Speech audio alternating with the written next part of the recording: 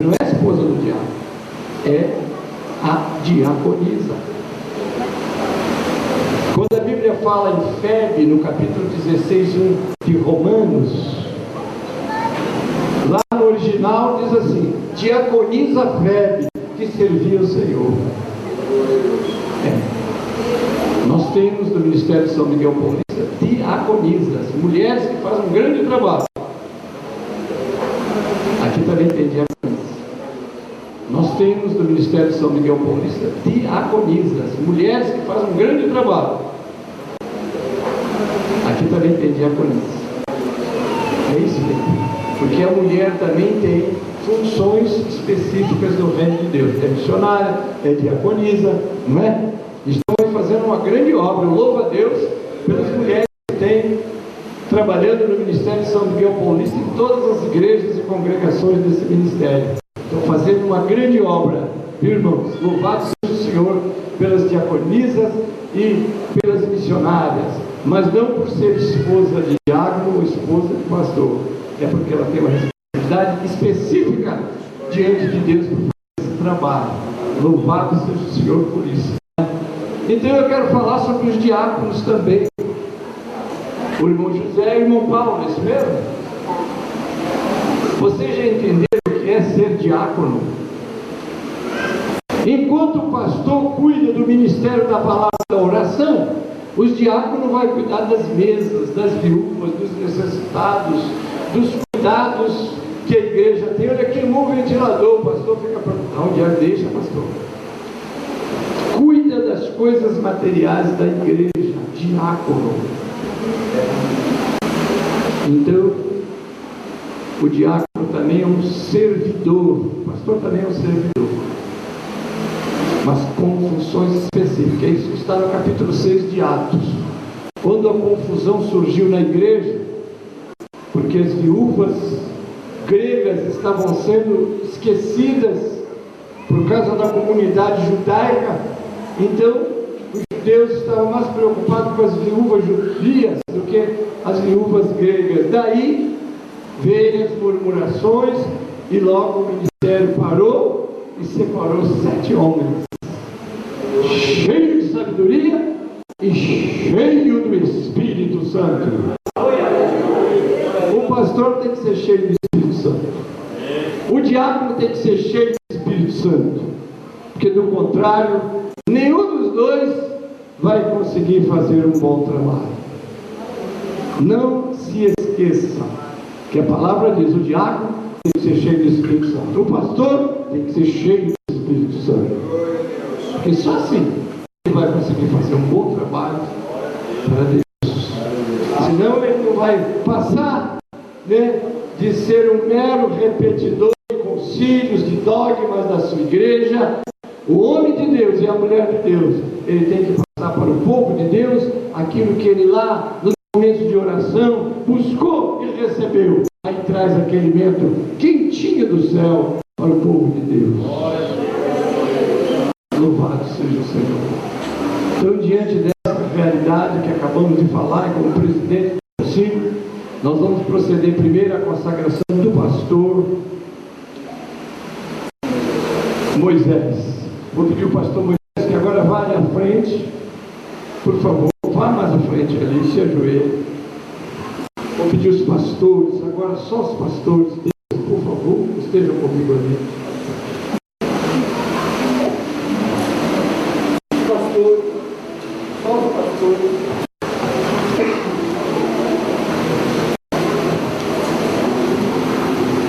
Quero pedir que a igreja se ponha de pé, por favor. Os pastores presentes aqui.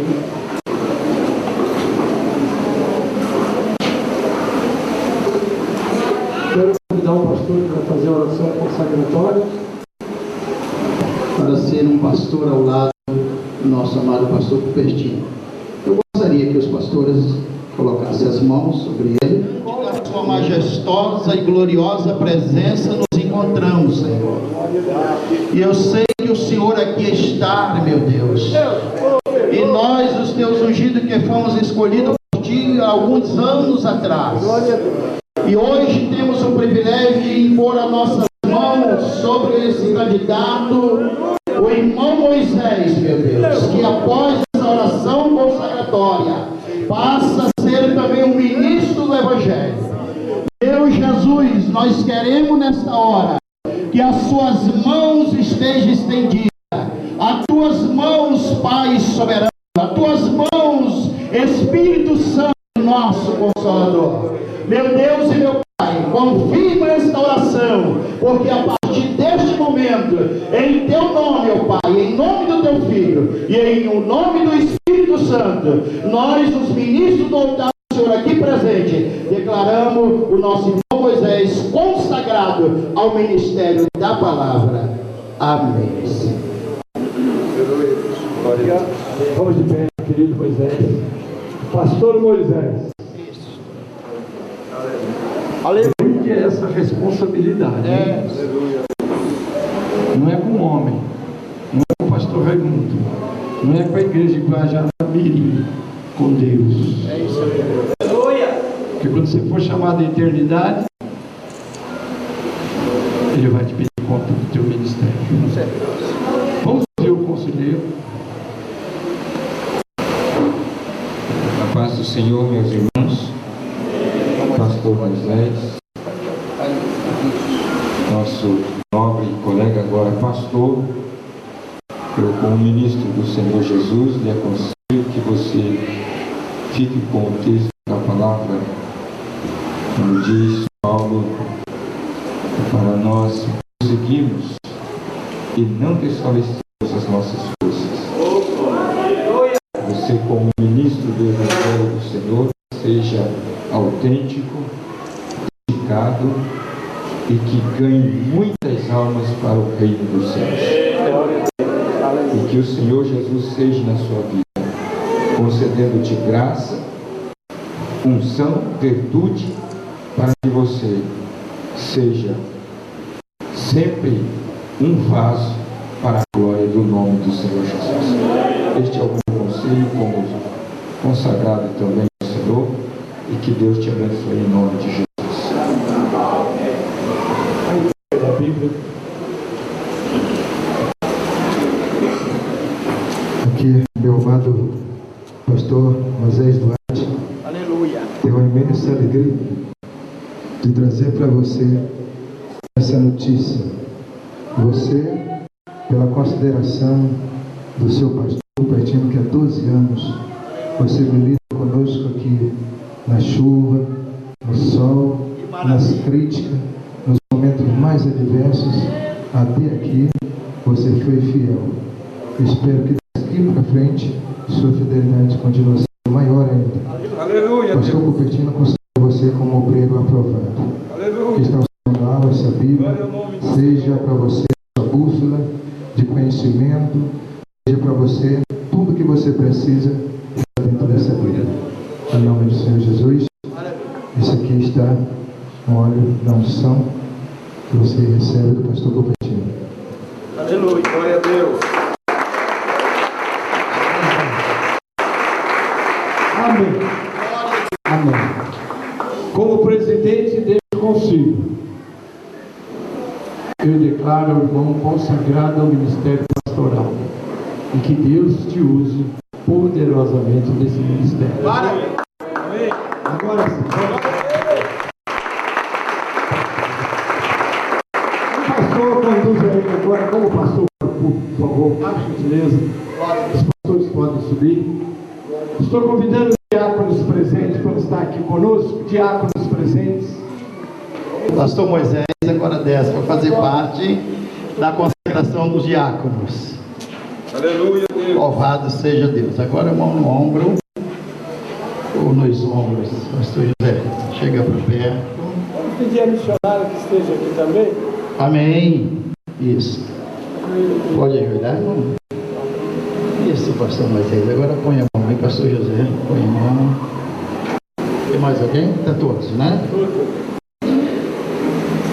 Soberano Deus, Pai querido, diante do teu altar e da tua eleita, Senhor, que comprara com o preço do sangue do teu filho vestido no Gólgota por nós.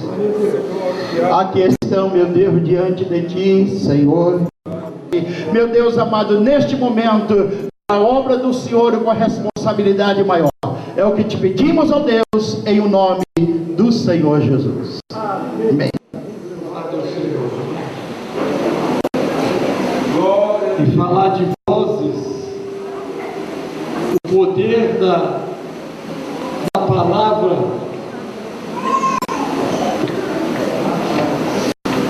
o poder da palavra é tremendo. Por isso que a Bíblia diz que nós devemos de tomar muito cuidado com o que nós falamos, mas nós devemos também tomar muito cuidado com o que nós ouvimos, porque uma palavra, quando ela é mal colocada, ela pode fazer grandes prejuízos. Mas aqui o apóstolo Paulo está falando, obviamente que ele vai falar da profecia, não é? E de línguas, mas eu quero apenas ficar com esta frase. Há, por exemplo, tanta espécie de vozes no mundo. E eu queria fazer uma pergunta ao auditório que aqui está. Qual é a voz que você está ouvindo? Qual é a voz que está te influenciando? O vendedor faz as suas promessas querendo vender o seu produto. O diabo está sempre no ouvido das pessoas, querendo induzi-las ao erro, seja nos pensamentos, seja nos aconselhamentos. Eu anotei aqui: no mundo há uma diversidade de vozes, nenhuma delas tem sentido ou finalidade. Quando ligamos a TV, por exemplo, elas apresentam-se por meio de novelas, noticiários e outros programas televisivos. Quando andamos pelas ruas, elas estão a nos assediar por meio de cartazes publicitários, rádio, livros, revista e jornais. São vozes da mídia, são vozes de alguém falando. A minha pergunta, ela se repete: qual é a voz que você está ouvindo? Mas com todas essas vozes, é possível estarmos perdidos em meio a todas elas e não sabermos qual direção tomar.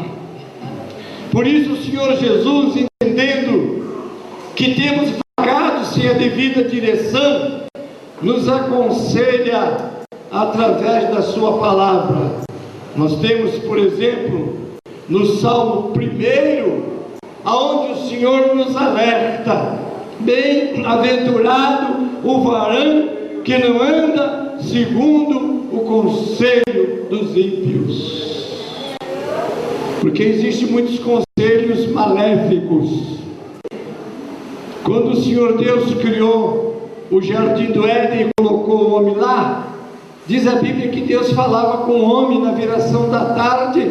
Eles ouviam a voz de Deus, eles tinham comunhão com Deus, eles precisavam da voz de Deus. A Bíblia diz: nem só de pão viverá o homem, mas de toda a palavra de Deus.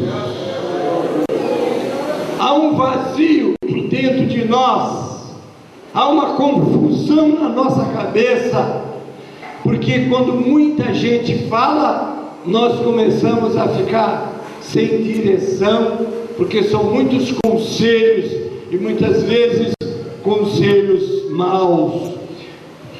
A voz de Deus no Salmo 62, nós lemos assim, 62:11: uma coisa disse Deus, 2 vezes a ouvir. Digam comigo: uma coisa disse Deus, 2 vezes a ouvir. Ouvi a voz de Deus.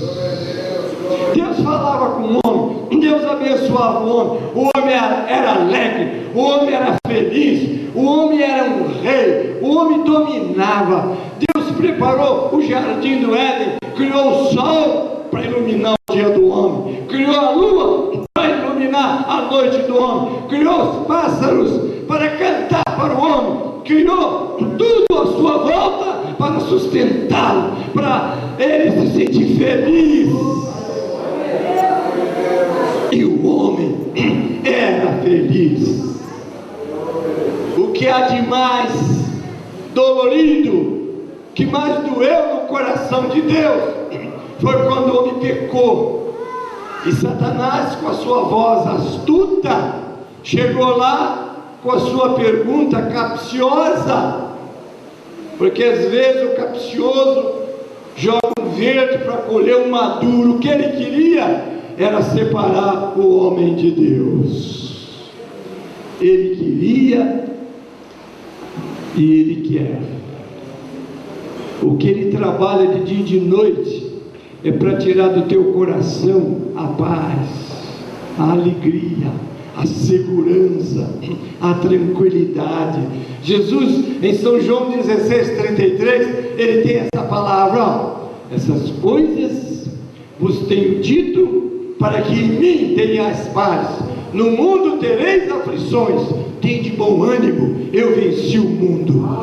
Essa palavra de Jesus, ela vem para te orientar, ela vem para te dirigir.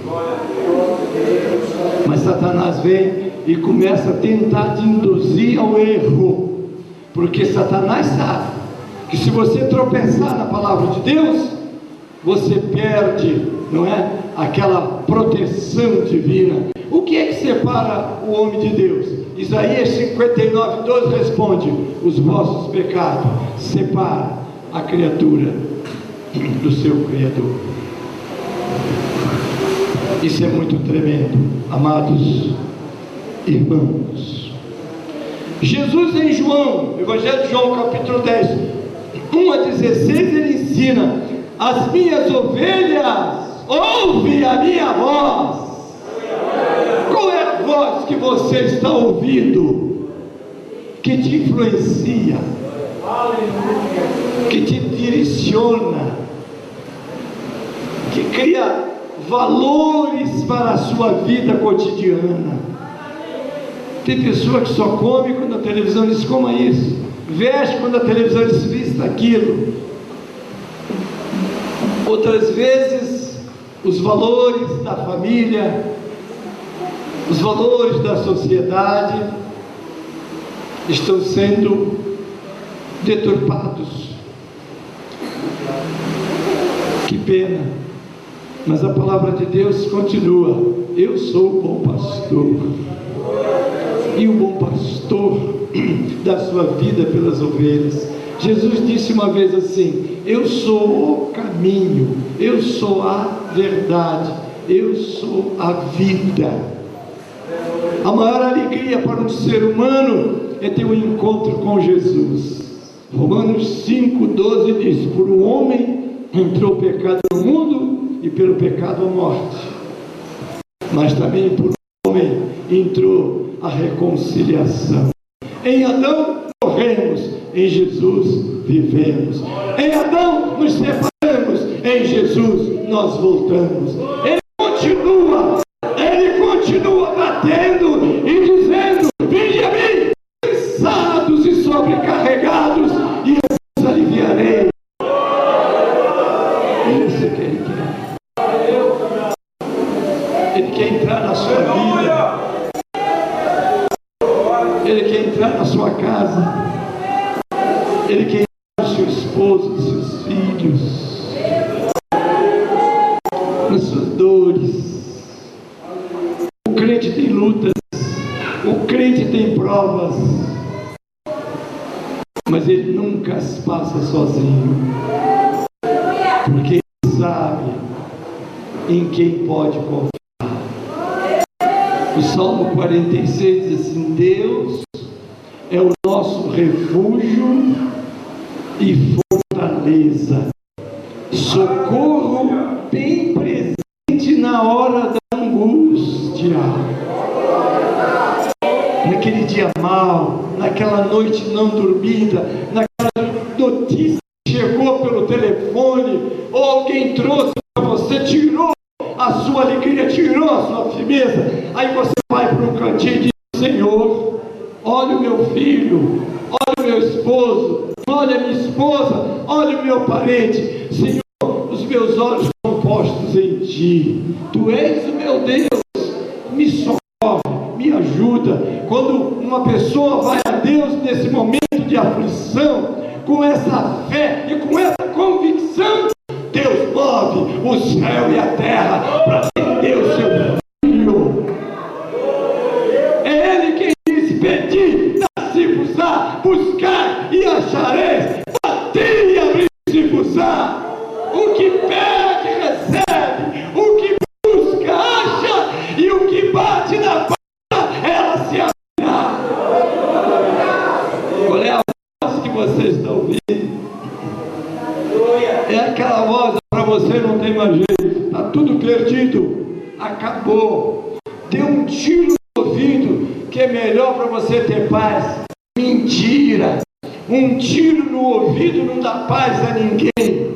A desgraça maior não está aqui, está quando as pessoas saem daqui sem Cristo. Por isso que os pais têm uma responsabilidade grande na criação dos filhos. Aqui tem pessoas que vão se lembrar dessa frase. Quando uma criança era mal educada, alguém dizia assim: não teve berço. Por que berço? Porque uma criança começa a ser instruída dentro de casa. Amanhã de manhã nós vamos estar com uma palestra para pais e filhos. Amanhã, que horas, pastor Raimundo? Que horas? 9 horas da manhã, nós vamos ter uma palestra aqui para pais e filhos. Eu vou trazer aqui para exibir para vocês um vídeo da doutora Damares. Ela trabalha no Congresso Nacional. Quem vier vai ficar aterrorizado com as coisas que vão ver, que são verdades. O que está acontecendo com os nossos filhos? Porque o seu filho hoje vai ser pai e amanhã vai ter uma família, se conseguir sobreviver, não é? Mas é você que precisa gerar, ensinar os primeiros passos dos seus filhos. Hoje a ciência prova que uma criança começa a aprender no 6º mês de gravação, de gestação. Ela começa a se interagir, a se comunicar com o que ouve. Não sei o pai aqui que se lembra, de tanto ele chegar na barriga da mãe e dizer: meu filho é lindo, minha filha é linda, a voz dele é gravada. Aí quando um dia a criança nasce, ele entra lá onde está a mãe e a criança, fala para a criança, faz assim, conhece já a voz do pai. Uma senhora que tinha uma menina de 7 anos, chegou para o pastor e disse assim: pastor, quando é que eu começo a ensinar minha filha os caminhos de Deus? O pastor perguntou: quantos anos ela tem? Ele disse: ela tem 7 anos. O pastor disse: a irmã está 7 anos atrasada. Porque muitos de nós preferem deixar os nossos filhos no computador ou nos desenhos, do que trazê-los para a igreja, para cultuar Deus, para ouvir a palavra de Deus. Muitos de nós nem vêm na escola, nem traz os filhos. Deixa ele lá com os entretenimentos mundanos. Depois o filho se dá às drogas, se dá ao erro. Pastor, ora para o meu filho que está vivendo uma vida tremenda. A gente vai orar, a gente vai ajudar, mas ela esqueceu de cumprir o que está em Provérbios 22:6. Ensina a criança no caminho em que ela deve andar, e até quando ela envelhecer, não vai desviar dele. Ensina o teu filho a ouvir a voz de Deus, porque o diabo quer destruir seu filho e sua filha. Hoje nós estamos vendo pais que preferem prefere que os filhos namorem dentro de casa. Quando o namorado chega, dá um preservativo e diz assim: olha, é melhor você passar essa noite com a minha filha aqui em casa do que com um hotel, etc, etc. Que isso? Que dê os valores da família, que dê o valor do casamento, que dê a estrutura familiar. O que está acontecendo com a nossa sociedade? O que está acontecendo com a nossa sociedade, queridos, é que eles não estão ouvindo mais a voz de Deus.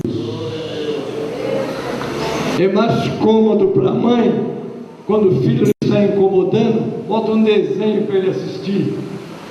Não tem nada demais, desde que ela saiba o que ele está vendo. Também o computador, não tem nada demais, desde que ela esteja policiando o que ele está fazendo. Seja o pai, a mãe dos seus filhos, antes que um traficante o adote. Às vezes a gente não tem tempo de conversar com nossos filhos. O marido está ocupado, a mãe está ocupada, trabalha também, coitada, por causa das circunstâncias, mas mesmo assim, cuida do teu filho hoje, porque senão amanhã ele vai te trazer grandes tristezas e dissabores. Ensina ele a ouvir a voz de Deus. Há muitas vozes no mundo. Qual é a voz que você está ouvindo? Segundo os estudiosos da Bíblia, houve um silêncio de Deus de aproximadamente 400 anos, que era identificado pelas páginas em branco que as Bíblias antigas possuíam. Não que Deus tivesse parado de falar, e sim que os homens pararam de ouvir. Aí você me diz assim: pastor, estou aqui ouvindo a voz de Deus hoje. Amém. E eu estou falando para você a voz de Deus, mas eu quero frisar, destacar a importância de que essa voz tenha sempre um espaço na sua vida, porque você precisa dessa voz, você precisa dessa instrução, porque o ladrão, enquanto Jesus diz: eu sou o caminho, a verdade e a vida, você sabe qual é a palavra do diabo? Eu sou o descaminho, porque ele desencaminha as pessoas. A outra palavra: eu sou a mentira, porque ele é o pai da mentira e a mentira personificada. E ele, a última frase, diz assim: eu sou a morte, porque ele é o responsável pela morte. A morte traz tristeza, traz dor, mas a vida traz alegria. Quando nasce uma criança, como é que a gente faz? Festeja, oh, que lindo, olha, é alegria, não é? Mas quando morre uma pessoa, só encontra as pessoas chorando, pois o causador da morte foi o Satanás, que induziu o homem a não ouvir mais a voz de Deus. Uma das coisas que tem impedido as pessoas de ouvir a voz de Deus são os muitos ruídos. Vocês já perceberam? Quando você está conversando com alguém e mais uma meia dúzia, meu irmão, por favor, faz silêncio, eu quero ouvir. Os ruídos atrapalham. Os muitos ruídos muitas vezes nos impedem de ouvir a voz de Deus. O que você está ouvindo? Satanás está fazendo ruído. Ele quer que você não ouça a voz de Deus, porque se você ouvir a voz de Deus e aceitar ao Senhor e deixar que essa palavra produza uma coisa dentro de você que se chama fé, porque a fé dentro da ciência é abstrata. Porque o que é fé? É o firme fundamento das coisas que se espera e prova das coisas que se não vê. Mas é fé. Há pessoas que dizem assim: o senhor nem pode provar a sua fé porque não tem como mostrar. Aí alguém ousou fazer uma pergunta: você acredita no vento? Ele disse: claro, porque eu vejo o que o vento faz, por onde ele passa destrói tudo, derruba, etc. Eu acredito por isso. Eu não o vejo fisicamente, mas eu vejo a ação dele. Eu falei: então creio em Deus. O Salmo 19 diz assim: os céus manifestam a glória de Deus, e o firmamento anuncia as obras das suas mãos. Da onde você veio? Da onde nasce o alimento que te sustenta, o sol que te dá vida, a água que faz com que a terra produza a semente e te alimente? Da onde vem? É a mão de Deus que faz tudo isso. Alegria ou tristeza são coisas que ninguém vê, mas se manifesta através das pessoas. Eu estava comparando as cataratas do Iguaçu. O Iguaçu tem um conjunto de cerca de 275 quedas de água no rio Iguaçu, que está localizado entre o Parque Nacional do Iguaçu, Paraná, no Brasil, com 20%, e no Parque Nacional Iguaçu, em Misiones, na Argentina, 80%, fronteira entre os dois países. Voz de muitas águas. Se você estiver num lugar onde tenha muitas águas, não converse, que ninguém vai te ouvir. Porque as águas, elas têm muitas vozes. E Deus quer que na sua vida Ele seja como as